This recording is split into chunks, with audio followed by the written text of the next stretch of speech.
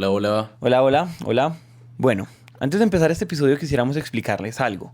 Como ya saben, en Emprendete nos dedicamos a contar historias de emprendedores de América Latina. Y estoy aquí con Nicolás porque para este episodio quisimos juntarnos con otro podcast. Ellos se llaman 13% y se dedican a contar historias de personas que aman lo que hacen. Emprendete y 13% son diferentes, pero pues tenemos un objetivo similar que es contar historias únicas con lecciones inolvidables. Entonces esta historia la vamos a contar juntos. Además, este es uno de esos casos donde contar una historia de emprendimiento sin contar una historia de vida casi que pierde sentido. Entonces, después de este episodio viene una parte muy corta donde profundizamos en el empresario, pero definitivamente deberían escuchar esta primero. Yo soy Juan Pablo y voy a hacer la voz de Emprendete y estoy con Nicolás y él va a ser la voz de 13%. Entonces, Empecemos.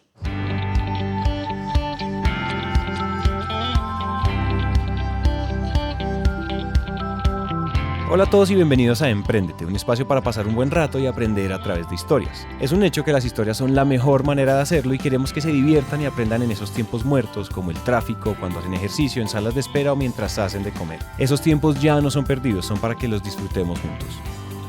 Síganos en nuestras redes sociales para estar conectados con todo nuestro contenido. En Facebook aparecemos como Somos Emprendete, en Instagram como somos.emprendete y en LinkedIn como Emprendete. Faltando 9 semanas para el Mundial, venía entrenando muy bien, me dio una gripa que no cuidé, una neumonía, inclusive me tenían que sacar líquido del pulmón izquierdo y todo esto, no podía entrenar. Finalmente, faltando 8 días para el Campeonato Mundial, me dice la doctora, mi neumóloga, me dice, ya puedes empezar a entrenar. Entonces, como yo soy un poquito terco, llegué y compré los tiquetes para Hawái y me fui para Hawái. Ese sábado corrí 30 minutos, el domingo monté 60 kilómetros, cuando llegué a Hawái nadé 20 minutos y con eso me fui a correr un campeonato del mundo.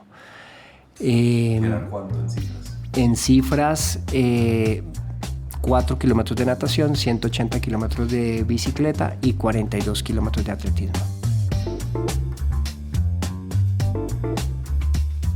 Ese es Edwin Vargas, y lo que van a escuchar a continuación no se puede clasificar como una historia de negocios o una historia de satisfacción en el trabajo. Es, en realidad, una historia de principios. Una historia que muestra que uno puede vivir su vida de dos maneras, como si estuviera corriendo 100 metros planos o como si se tratara de una verdadera maratón. Bienvenidos a la historia que le dará un sentido práctico a ese cliché motivacional que dice que nunca te rindas. A la historia en la que nos atrevemos a definir el verdadero valor de madurar. Una historia para entender que la vida y el emprendimiento no se definen en grandes eventos, sino en pequeñas decisiones de todos los días. Por eso les queremos contar la historia del maratonista que nunca se cansa. aunque esta historia ocurre en kilómetros de bicicleta, atletismo y natación, lo cierto es que el origen de todo está en la piscina, en una piscina de Cúcuta, una ciudad en la frontera de Colombia y Venezuela, a la que Edwin acababa de llegar junto con su familia. Mi familia se trasladó a vivir a la ciudad de Cúcuta cuando yo tenía 11 años. Y en Cúcuta, en el colegio de La Salle, pues el colegio tenía piscina, tenía equipo de natación. A mí, yo amaba el agua, pero era de los que llenaba la tina del baño para simular que estaba entrenando. Entonces yo dije, no, yo quiero hacer esta vaina. Pero así era pasión loca, amor a primera vista. Entonces me inscribí en el equipo de natación del colegio. Y es ahí donde... En una de las competencias de natación, Edwin vio a un grupo de nadadores que, a pesar de ser de su misma edad, tenían un nivel muchísimo más avanzado. Ellos hacían parte del grupo de la liga y a partir de ese momento él decidió que él quería estar ahí. Es así como me cambio, entro a uno de los equipos de la liga allá en Cúcuta y me doy cuenta como que el entrenador como que no me ponía atención y yo entrené y mejoraba y demás, y el entrenador un día me saca de la piscina y me dice, hermanito, usted no sirve para esta vaina, retírese, cambie de deporte, busque fútbol, haga basquetbol, haga otra vaina.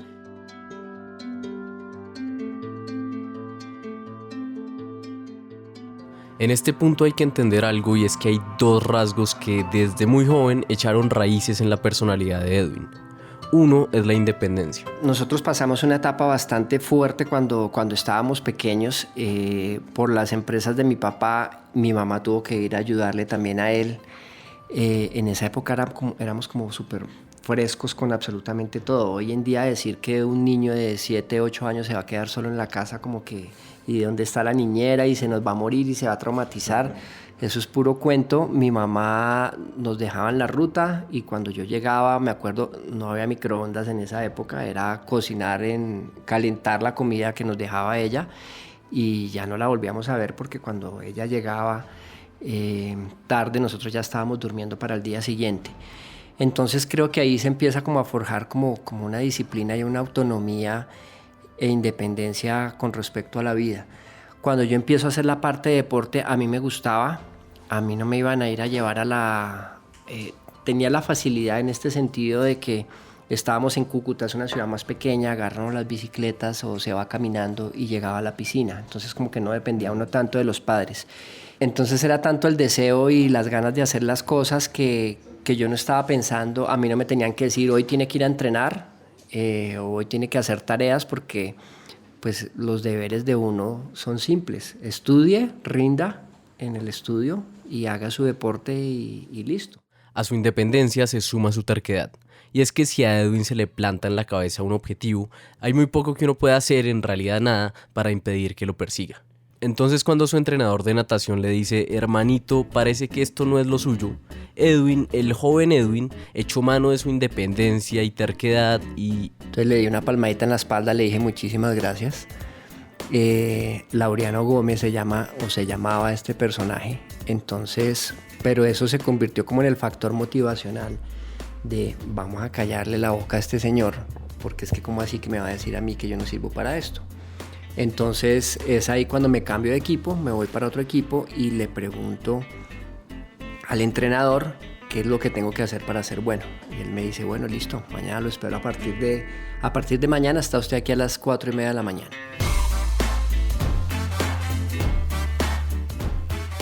Uno podría pensar que el nuevo horario de entrenamiento de Edwin era una manera de su entrenador para motivarlo, una forma de decirle, si usted quiere ser el mejor, pues tiene que entrenar más que el resto, y puede que hubiese algo de eso en las madrugadas de 4:30 de la mañana. Pero lo cierto es que había otra razón. No tenía velocidad, yo siempre he dicho que pica más un bocadillo de leño porque no tengo velocidad, pero resulta que las pruebas de fondo era muy bueno, entonces empiezo yo a concentrarme en las pruebas de fondo, un 400 combinado individual, los 1500 metros libres, y me daba cuenta que adicional a esto, para los niños era más fácil hacer un entrenamiento de 1 hora, porque eran velocistas y listos. Los fondistas teníamos que hacer entrenamientos de 3 horas. Como nadador llegué a hacer fondos de 17 kilómetros al día en natación. Entonces me di cuenta que podía hacer kilómetros y kilómetros y kilómetros y como que mi cuerpo se comportaba de una muy buena manera. En ese proceso de autoconocimiento, Edwin descubre que su fortaleza como deportista recae en la resistencia, no en la velocidad explosiva. Y aquí uno se vería tentado a pensar, bueno, ya que tiene claro en qué es bueno, le va a quedar más fácil volverse un nadador de primer nivel. Sin embargo, hay algo en el pasado de Edwin, algo que por supuesto no podía cambiar ni influenciar, que lo iba a limitar. Edwin había descubierto que su verdadera fortaleza como nadador estaba en su resistencia. Estaba entonces destinado a sobresalir en carreras con distancias más largas. Sin embargo, Edwin nunca iba a poder ser un verdadero nadador top por una razón que suena un poco raro: le faltaban años. Y eso no quiere decir que debía ser paciente y desarrollarse más como nadador. En realidad se trataba de años de su pasado. Edwin empezó a nadar a los 12 años, es decir, un momento en el que ya estaba viejo. Resulta que para ser un buen nadador ya es tarde. Los niños te llevan 6 años de ventaja. Es increíble que a los 6 años uno ya esté atrasado. 6 años. Así suena absurdo, así es. Recuperar esos 6 años era imposible por más determinación o práctica que Edwin quisiera desplegar. El sueño de ser nadador se diluía poco a poco y era hora de reemplazarlo por otro sueño. Fue en ese momento cuando Edwin se topó con una imagen que muchos de nosotros consideraríamos grotesca, pero que para Edwin era casi espiritual. Alguna vez veo un video de Iron Man en donde se están arrastrando y demás por el piso y gatean y yo digo, uy, qué berraquera, yo quiero hacer eso en la vida. Entonces ahí yo ya sabía que quería ser triatleta profesional. Edwin Vargas no nadaba como pez en el agua, aunque le encantaba, nunca se le facilitó y por eso tuvo que trabajar duro. De hecho, uno de sus entrenadores tenía un lema en donde decía que unos nacen con estrella y otros nacen estrellados. Y lo usaba el estrellados para aplicarlo a los nadadores que teníamos más problemas para nadar y que teníamos que sacrificarnos más que otros. Entonces, cuando yo paso a la parte de triatlón, como que ya teniendo todo este bagaje deportivo, digo yo ya sé cómo es esta vaina, sencillamente pues vamos a entrenar más bicicleta, más atletismo. En mi sexta carrera, y estoy hablando que corría casi una carrera por mes, sobre julio-agosto era el campeonato nacional. Se hizo en la laguna de Guatavita. En esa carrera esa carrera la gano, y posterior a eso me gano parte del premio, era un tiquete para el campeonato mundial en Orlando. En ese campeonato del mundo yo quedo 16. Al llegar de Orlando, esa carrera, en ese momento sencillamente me ficha un sponsor, y ahí ya yo voy como atleta profesional. Entonces en realidad me demoré 6 meses en alcanzar esta parte y este objetivo.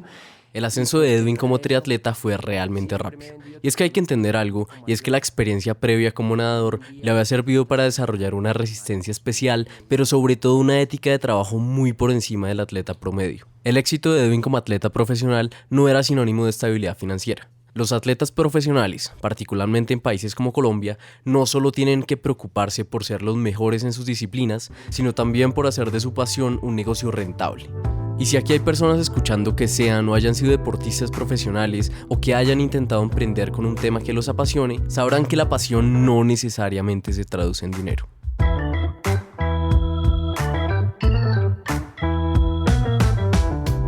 Esto de convertir la pasión en algo rentable es difícil, muy difícil en algunos casos. Pero lo cierto es que uno puede caer en el error de generalizar, de decir no, es que hacer triatlón no da dinero, o decir no, es que hacer podcast no da dinero.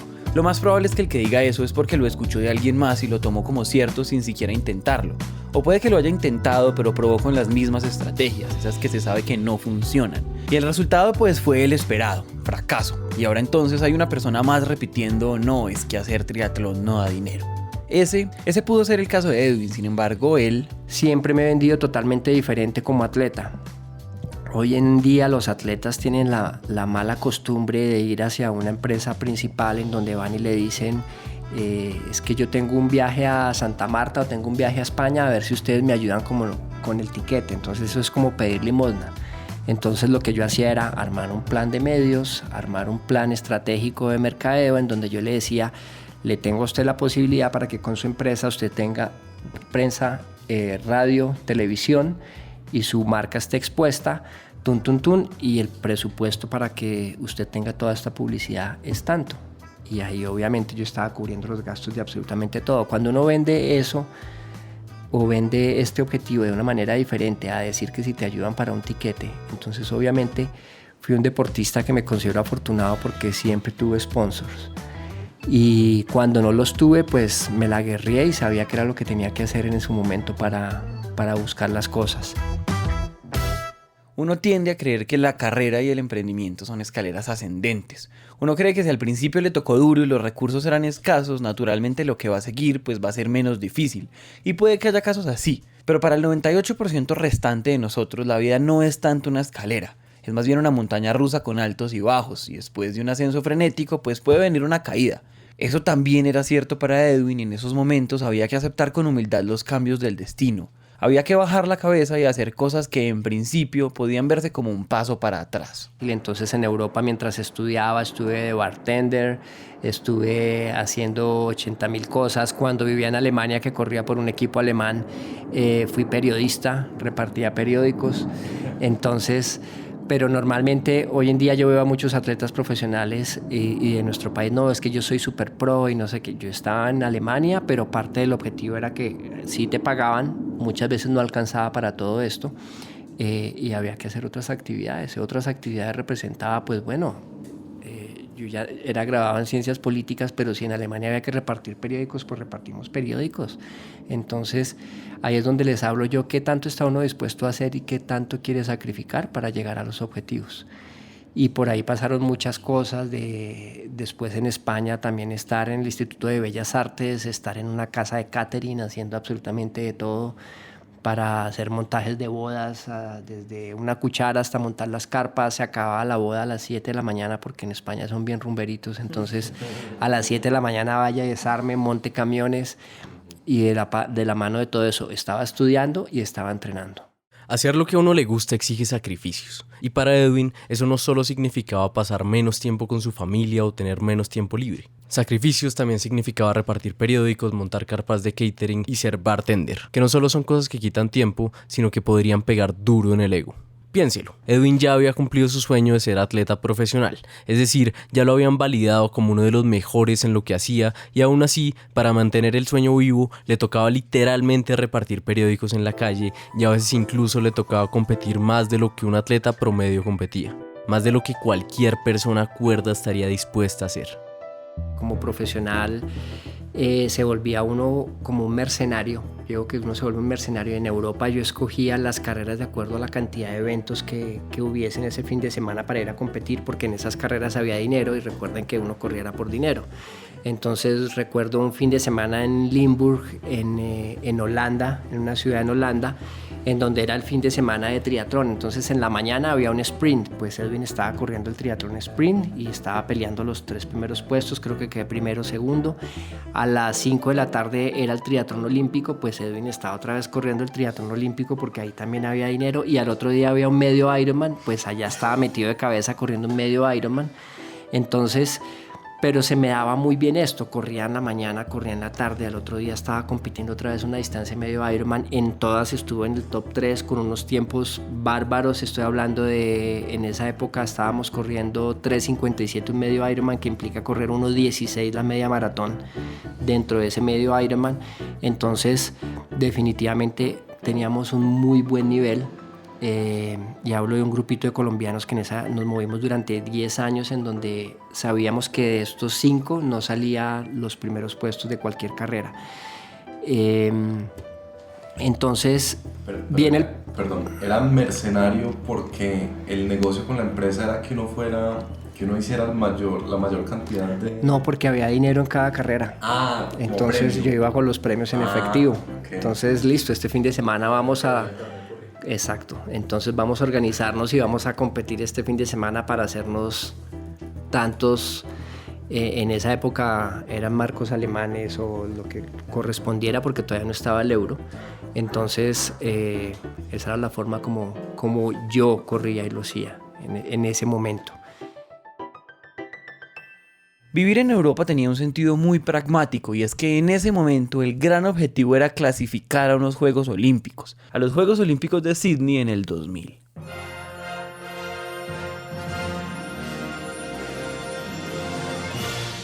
El ranking en triatlón no se obtiene para clasificar a los Juegos Olímpicos, van los 50 primeros del mundo.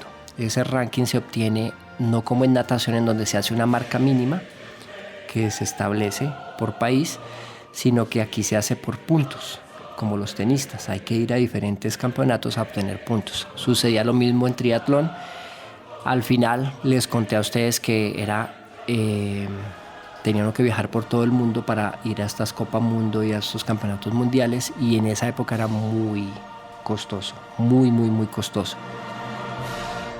Estar en Europa le daba la posibilidad a Edwin y a los otros atletas de participar en el mayor número de carreras posible y avanzar en el ranking. Claro, eso exigía dinero y por eso era necesario tener esos trabajos alternativos y también correr carreras como un mercenario en persecución de dinero. Incluso con ese dinero no bastaba, y la buena noticia es que Edwin y los otros atletas recibían apoyo estatal. Desafortunadamente, en el año 98 sucedió en Colombia una grave crisis económica que afectó a miles de personas. Muchos perdieron sus viviendas y muchos otros, como Edwin, fueron afectados por el mal estado de la economía. Entonces ahí en ese pedacito como que se trunca el sueño olímpico, porque faltando como casi un año nos quitan a nosotros los apoyos, dejamos de competir. Al dejar de competir nos vamos hacia atrás en el ranking y nos quedamos varios por fuera de esos Juegos Olímpicos de Sydney. No por condiciones, sino por mismos manejos de gobierno. Cuando sucede eso, como que se acaba mi norte y tengo que empezar a reinventarme nuevamente. En ese momento que estaba muy en auge todo lo de Ironman y demás, yo regreso a Colombia, me doy cuenta que no hay equipos como tal, organizo un equipo de triatlón y finalmente llevo al primer equipo de deportistas no profesionales que van a correr un Ironman fuera de Colombia. Nosotros, que éramos los profesionales, teníamos como una rosca o algo así, en donde muchos decían, no, nosotros somos los chachos y esta distancia no la puede hacer nadie más. Y yo dije, no, un momentico, esta distancia lo puede hacer el que quiera hacerlo y el que tenga la posibilidad de hacerlo. Entonces organizo ese primer equipo que llevó a competir por fuera a los Estados Unidos al Ironman de Panama City. Entonces va el primer equipo oficial de Colombia a un evento de estos. Una pausa y volvemos. Muchos de ustedes nos han preguntado cómo pueden ayudarnos y la respuesta es muy simple. Para nosotros lo más importante es poder llegarle a más personas. Entonces, si nos escucha por iTunes o en Apple Podcast, déjenos una reseña de 5 estrellas. O si nos escucha en cualquier otra plataforma, pues síganos y suscríbase. Eso nos ayuda a posicionarnos. Y además de esto, nos gusta mucho cuando comparten historias en Instagram con sus frases favoritas y los episodios que más les gustan. Entonces los invitamos a que lo sigan haciendo. Sigan compartiendo sus historias que nosotros los vamos a repostear y nos encanta que lo sigan haciendo. Y volviendo al episodio, esta distancia lo puede hacer el que quiera hacerlo y el que tenga la posibilidad de hacerlo. Entonces organizo ese primer equipo que llevó a competir por fuera a los Estados Unidos al Ironman de Panama City. Entonces va el primer equipo oficial de Colombia a un evento de estos. Y ahí creo empresa en donde organizo un equipo de triatlón que es Team Trainer y arrancamos con toda la parte del entrenamiento deportivo. La muerte del sueño olímpico implicó reinvención, y con la reinvención Edwin descubrió una nueva vocación, la de entrenador. Entonces aquí la historia hubiera podido ocurrir de 2 maneras.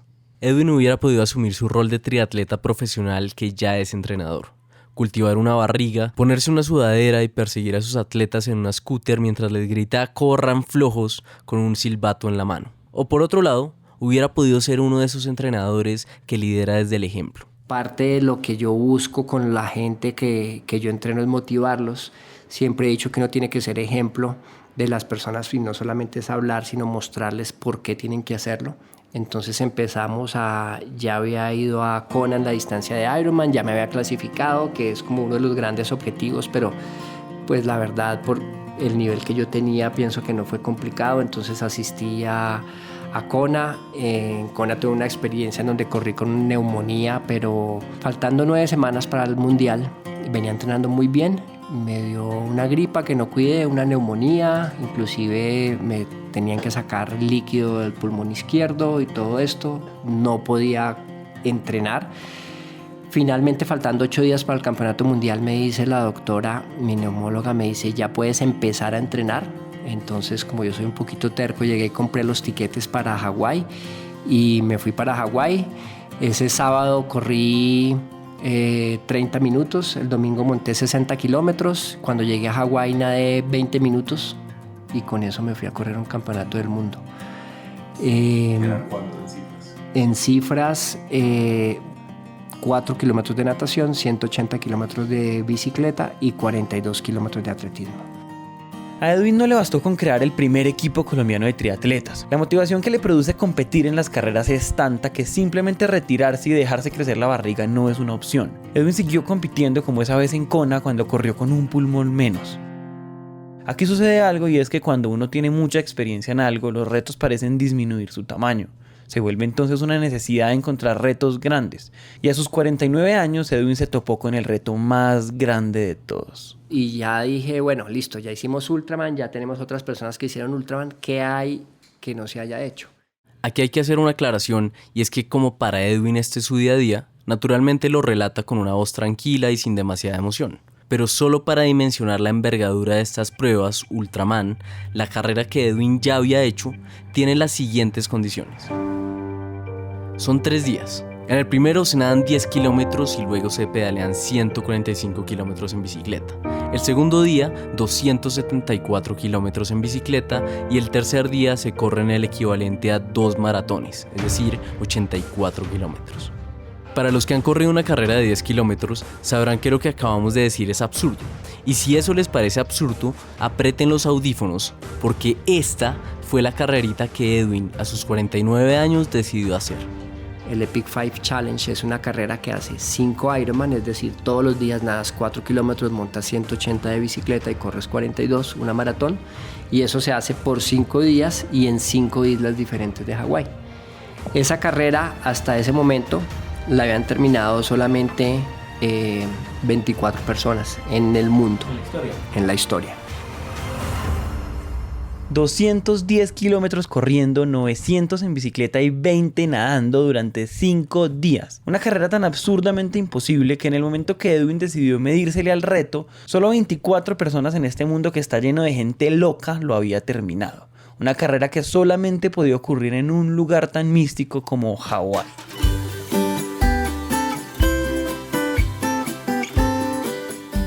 Y si sobre el papel ya se trata de un reto imposible, pues a eso súmele que el huracán Lane acaba de pasar por la isla, entonces nos tocó un recorrido que se tuvieron que inventar al final para protegernos del viento. Nos metieron hacia adentro de la ciudad, que estaba lleno de montañas, y resultamos haciendo una etapa de 180 kilómetros con 18 puertos de montaña.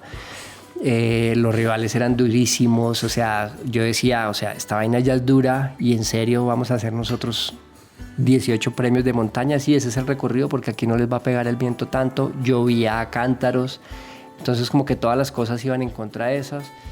Al huracán se le sumaron una serie de adversidades que lo harían a uno pensar que Edwin estaba condenado a abandonar la carrera.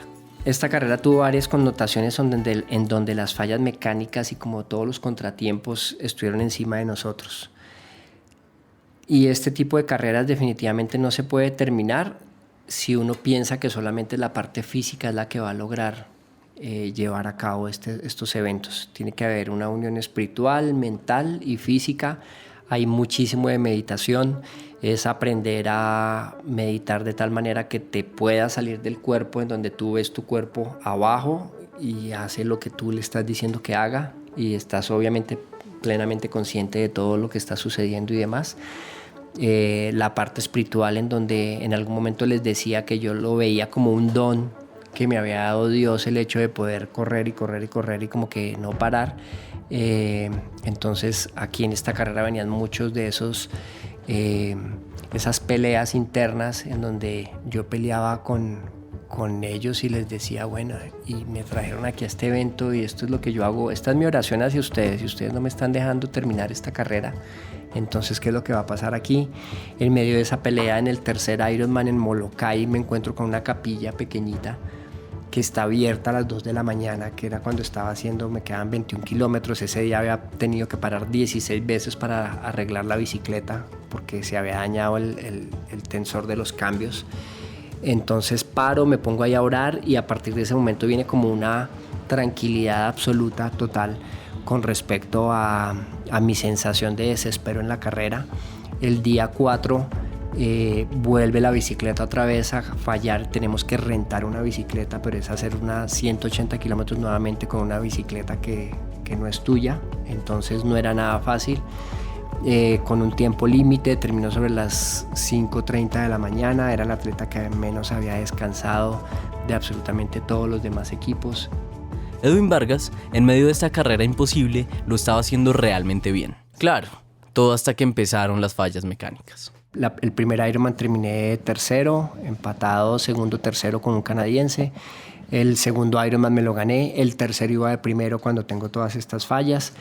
El cuarto Ironman llego de último, y el quinto Ironman, y aquí en este cuarto Ironman, porque cuando yo logro cambiar la bicicleta eran las 4:30 de la tarde, entonces sobre ese momento llego también y entro como en un proceso de tranquilidad tal estilo de Matrix, cuando le disparan a Neo y el tipo con toda tranquilidad llega y esquiva las balas. Exactamente sucedía lo mismo. Yo sabía qué comer, cómo hidratarme, qué relación, a qué velocidad ir, si había calor yo no sentía calor, si había viento yo no sentía viento. Entonces termina todo ese proceso. De ese día cuarto nos vamos a la última isla, que es Kona, que es la última isla donde se hace el quinto Ironman. No sé si se acuerdan de Kona. Kona es esa misma isla en la que años atrás Edwin había acariciado la muerte cuando decidió correr con un pulmón menos. Por supuesto que la historia del Epic Five tenía que terminar ahí, y por supuesto que Kona, que parecía tener personalidad propia, se iba a portar mal con él. En ese viaje para llegar a Kona, el equipo al que no le llegó la alimentación, el equipo al que no le llegó el cooler con la hidratación, entonces fue a mi equipo. Allá tuvimos que rentar otra bicicleta. La carrera la habían adelantado 30 minutos, yo llego al sitio de la natación y ahí es donde yo llego y termino la natación, me ponen la bicicleta que yo tenía, ¿qué tenemos de comer? No, lo único que conseguimos fue una hamburguesa, listo, esta es nuestra comida, una hamburguesa, es lo que hay. ¿Qué tenemos de agua? Mi Gatorade, no hay nada de Gatorade, aquí sacamos agua de una llave, entonces pues listo, después me consiguen el resto. Y ahí en ese momento es donde yo llego y tomo la decisión. Era el último evento, era todo o nada. Y yo llego y agarro, yo soy súper creyente de la Virgen y le digo, bueno, no me sueltes, Virgencita, usted verá. Los hombres mueren de pie y con las botas, y los árboles mueren de pie y los hombres con las botas puestas. Yo le voy a hacer como si esto fuera la primera carrera que yo estoy haciendo. Y arranco y me voy a hacer la primera carrera dándole durísimo, durísimo a reventarme. Y yo solo miraba hacia arriba y decía, pilas, no me suelte. Ojo, porque Edwin no estaba exagerando. No solo había recorrido una distancia enorme los últimos 4 días, sino que era el atleta que menos había dormido. Y para acabar de ajustar, el desayuno de ese día fue un Egg McMuffin. Así es, en su último Ironman, Edwin Vargas desayunó nada más y nada menos que un Egg McMuffin de McDonald's.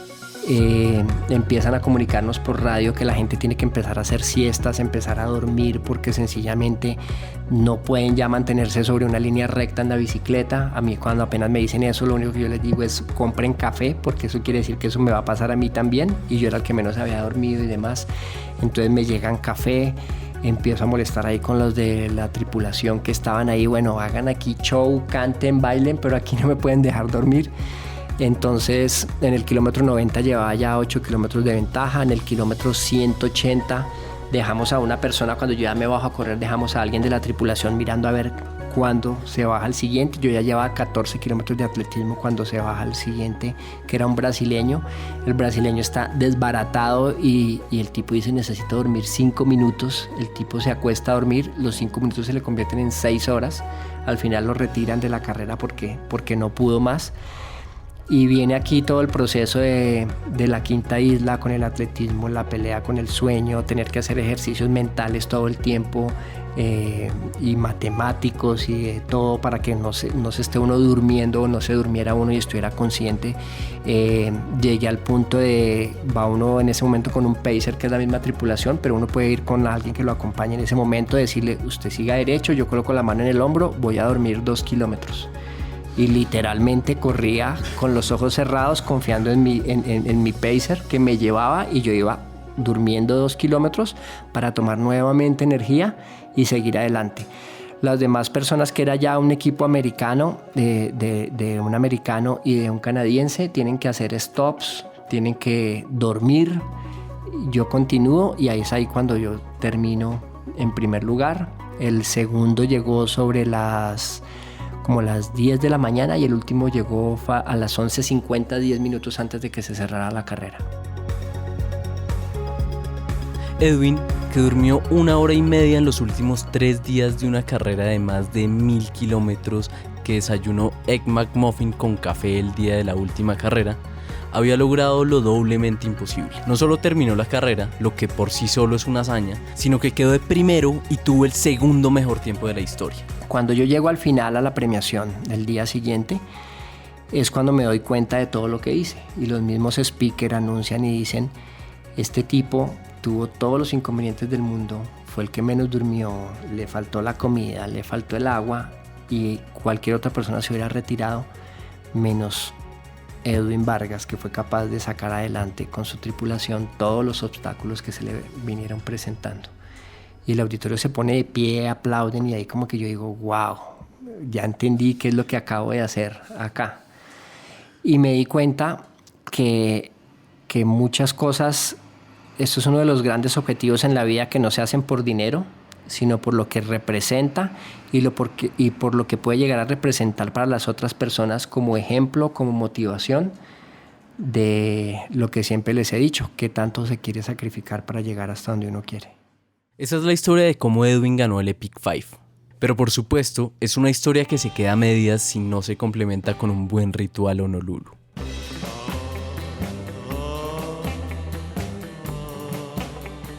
La carrera es tan espiritual que el día siguiente me fui hacia Capitán Hook, que es una bahía que queda ahí en Kona, Me metí a nadar y cuando me di cuenta estaba nadando con 40 delfines.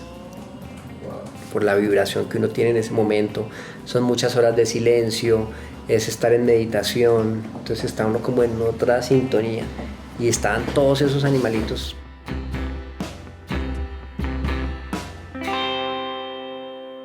La gente dice, no, pero ¿usted cómo está haciendo este tipo de carreras y demás? En este momento yo tengo 50 años y la gente dice cómo un tipo de 50 años puede estar haciendo todo esto. Entonces, número uno, la edad es solo un número. Con quién andas y qué es lo que tú haces, y ese es el tipo de vida y de actividad que tú vas a estar manejando y la energía que tú estás manejando.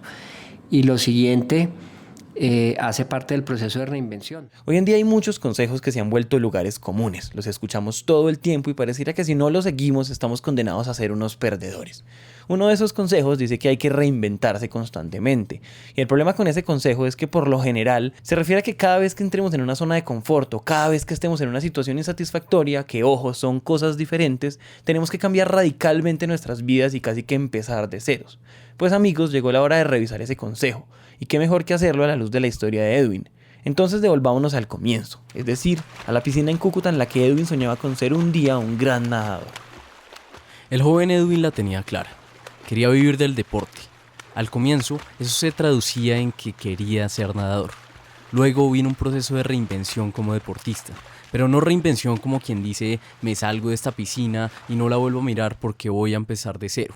No, una reinvención más moderada. Reinvención acumulativa, si se quiere. El tipo de reinvención que no deja atrás el camino recorrido hasta el momento, sino que con la ventaja de la experiencia previa, lo utiliza para una nueva bifurcación en el camino. Tenerla clara y reinventarse no son antónimos. La reinvención tiene que ver con un proceso de autoconocimiento en el que uno aprende a conocer sus fortalezas y también a refinar sus intereses. Claro, a veces ese consejo de reinventarse completamente sí aplica. Y ahí puede darse ese famoso empezar de cero. Pero esa no tiene que ser la regla general. Uno puede construir sobre lo construido, así el mundo le esté pidiendo que pruebe cosas totalmente diferentes y se reinvente. O desde el primer día en que yo decidí empezar a nadar, ese primer día, ese primer entrenamiento empezó a ser parte de la gran columna vertebral de lo que representaba hacer un entrenamiento para el Epic 5. La gente tiene el concepto, por ejemplo, cuando se prepara para una maratón. Entonces se entrenan 6 meses para su maratón, llegaron, compitieron, pasó ahora listo y tenemos una carrera en 3 meses, entonces ahora tenemos los 15K. Entonces, ¿cuándo empezamos a entrenar? No, ¿cuándo empezamos a entrenar? No, usted ya entrenó para una maratón, usted ya hizo ciertos entrenamientos, eso está en las piernas, eso está en la memoria muscular, hace parte de una neurolingüística que se maneja biológicamente. Y es sencillamente, todo ese será el acumulado, que si hay que hacer un nuevo proceso, hay que hacer unas cargas y descargas para que funcione eso. Y así como los entrenamientos previos se acumulan en las piernas, uno debería apuntarle a que sus experiencias previas como emprendedor y profesional se acumulen también. Cuando uno cultiva esa mentalidad de que todo lo que ha hecho le va a servir en el futuro, los cambios radicales dejan de angustiarlo. Los fracasos como emprendedor dejan de avergonzarlo. Cuando uno deja de medir su éxito profesional por la suma de años de experiencia y entiende que la vida como el emprendimiento es una acumulación de habilidades que uno va desarrollando, y cuando uno encuentra la manera de combinar experiencias que en principio parecían aisladas, ahí sí está preparado para competir en otro nivel. Hay que ser muy paciente. Hoy en día todo esto suena muy bonito y demás, pero ha sido el proceso de toda una vida, de muchos años, de más de 20 años, de 30 años de trabajo. Y así sucede con los grandes proyectos. Entre más grande sea el proyecto, más tiempo va a tardar en madurar todo lo que uno se esté planteando. La gente está acostumbrada a que se den los resultados inmediatos, y nada que se dé inmediato va a representar que sea una cosa o que sea un proyecto grande, porque no va a tener las bases suficientes para que tenga una buena estructura. Entonces hay que tener paciencia. Nada más parecido, y siempre lo he dicho, nada más parecido a la vida misma que el deporte, donde no hay sacrificio, donde no hay disciplina y donde no se pone de su parte para hacer las cosas. La vida misma es así. Si yo no siembro y si yo no, suena cliché, pero es que literalmente es así. Si yo pienso que con un esfuerzo de 2 meses ya es suficiente para obtener resultados, Yo les estoy hablando a ustedes de los resultados del Epic 5, en donde este evento lo han terminado 25 personas en el mundo únicamente. Pero para que yo tuviera este proyecto, hay detrás mío 38 años de experiencia deportiva. Y es así de simple. La vida se parece al deporte, pero sobre todo se parece a una maratón. Una maratón en la que hay que reinventarse porque hay diferentes etapas. Reinventarse es, en cierto sentido, madurar. Madurar para entender que diferentes etapas de esa carrera exigen diferentes capacidades. Y eso está bien. Eso no es otra cosa que la vida. Si ustedes miran a un atleta, les voy a poner el ejemplo. Un atleta de 100 metros planos o un atleta de deportes explosivos es un atleta chicharachero, brincón, que grita, que habla. Ustedes ven a un fondista, ven a Kipchoge, que es el atleta, el mejor maratonista del mundo en este momento, Heber Selassie en su momento, cualquier fondista, son tipos callados que no hablan mucho y actúan demasiado. Los de distancias cortas son tipos que les salen carteles de las orejas cuando les tapan la boca. Entre el deportista haga deporte de mayor resistencia, ustedes se van a encontrar con que son deportistas más humildes y más sencillos, porque son deportistas que tuvieron que invertir muchísimas más horas de entrenamiento y de ser humildes y de comer de la que sabemos para poder llegar a obtener el triunfo final. Esa es la actitud que queríamos dejar hoy sobre la mesa, la del maratonista que nunca se cansa, el que entiende que sus esfuerzos no son aislados, sino que son verdaderos escalones de una misma carrera, el que entiende que puede estar atrasado en los primeros kilómetros, pero eso no lo angustia porque sabe que esto va para largo. Entonces la próxima vez que se vean con ese amigo que alardea haber conseguido un gran trabajo muy temprano, con un montón de beneficios, viajes y éxito financiero, o el que dice que la está sacando del estadio con su emprendimiento, recuerden que las personas que hablan pueden hacerlo porque están corriendo 100 metros planos. Ustedes tranquilos, ustedes no pueden hablar de más porque necesitan esa energía para su propia carrera, la carrera que sí vale la pena, la carrera de la vida que es necesariamente una maratón. Creímos que era necesario contar primero la historia de Edwin para después profundizar en el empresario. Entonces, en el episodio siguiente hay una especie de bonus, un episodio corto donde hablamos del empresario detrás de Edwin. Muchísimas gracias a Edwin por su tiempo, muchísimas gracias a 13%. Fue un honor haber contado esta historia juntos y muchísimas gracias a ustedes por escuchar. Recuerden que el canal más directo entre ustedes y nosotros es WhatsApp. Escríbanos, cuéntenos qué les gusta, qué les gustaría que hiciéramos y qué creen que podemos hacer mejor. El número es +57 317 316 9196. +57 317 316 9196. Esto es Emprendete, gracias por escuchar.